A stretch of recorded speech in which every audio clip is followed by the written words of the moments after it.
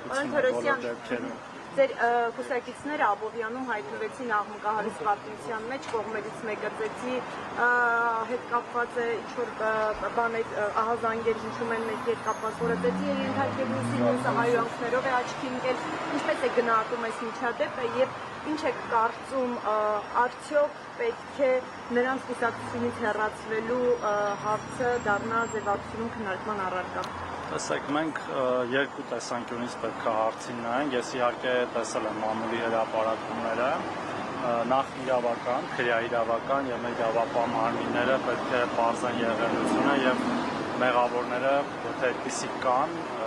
համապատասխան օրենքով սահմանված կարգով ընթացք տվել այդ ամեն ինչը եւ կուսակցական կարգապահության տեսանկյունից մենք ունենք ինստիտուտներ կուսակցությունում, որոնք գործել են եւ գործում են եւ եղել են էլի այդպիսի դեպքեր, ցավոք սրտի, երբ որ մենք կուսակցությունից օրինակ մարդկանց ենք հեռացրել տարբեր պատճառներով Վիլեն Գաբրելյանի մենք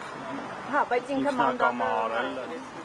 Վիլենը Գաբրելյան մենք որևէ գործողություն չենք արել, բայց նկատի ունեմ այդ երկու մեխանիզմով պետք է գնանք առաջ եւ երբ որ կլինեն որոշումներ մեր մասով կուսակցության, դրա մասին իհարկե Հայկ Կոնջորյան ասում է, որ ինձ դիմել են եւ ըստ օրերի դիմել է երբ որ հետ կապված ինչ-որ այսպես պատմությունների հետ կապված եւ ինքը ասել է, որ ես այդ առողջությամբ գործ չունեմ։ Սա նորմալ է, երբ խմբակցության ղեկավար լինելով հանդերձ ինքը այսպես բարձրացնում վիճակում է թողնում։ Լավ չհասկացա հարցը ճիշտ ասած։ Ըստ լուրերի, երբ Հայկ Կոնջորյանին դիմել են, որ իր եղբայրը ով է դիմել։ Երևի է ով որ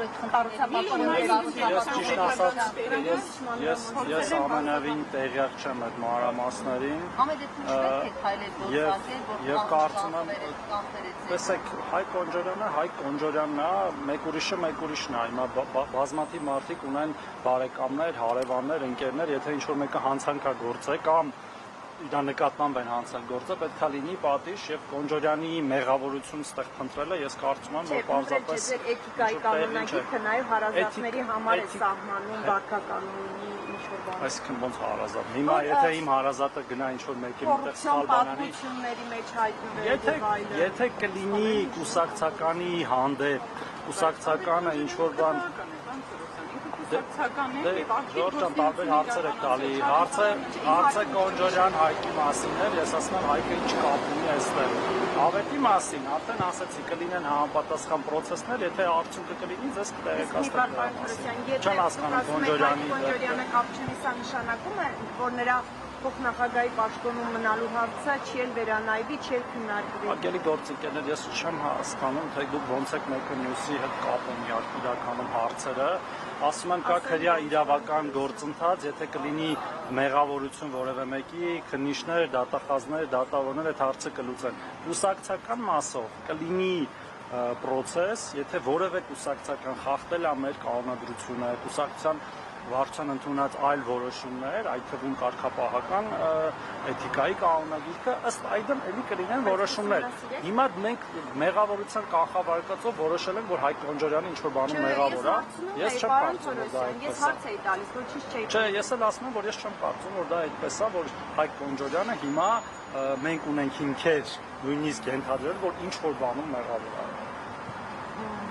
Այս կոնջորյան պատմության մեջ է հայտնվել եղբայրը, կոռուպցիոն Եթե եղբոր քննարկման առարկա դառնալ ժողովուրդը պարզի, որ իր այդ եղբայրն էլ է մեղավոր, դրա մասին խոսենք, բայց հիմա օդից ենթադրություններ են կանում, որ այդ մարդկանց ազգանունները նույնն են, իրանք էլ իրար հետ բարեկամ են, ուրիշ չգիտեմ ինչ եղբայր են անկեղծ ասած, ես ավետին առանձին գիտեմ, որպես Ավետ Կոնջորյան, թեկուս։ Ձեզ համար ընդունել եք այս ամեն ինչը ինչ տեղի ունենում։ Ես ասացի ընդունել է։ Դե ձեզ կոնկրետ հարցնում, ձեզ նորմալ։ Իմ համար ցանկացած բռնություն կամ էթիկայի կանոնագրքի խախտում ընդունել։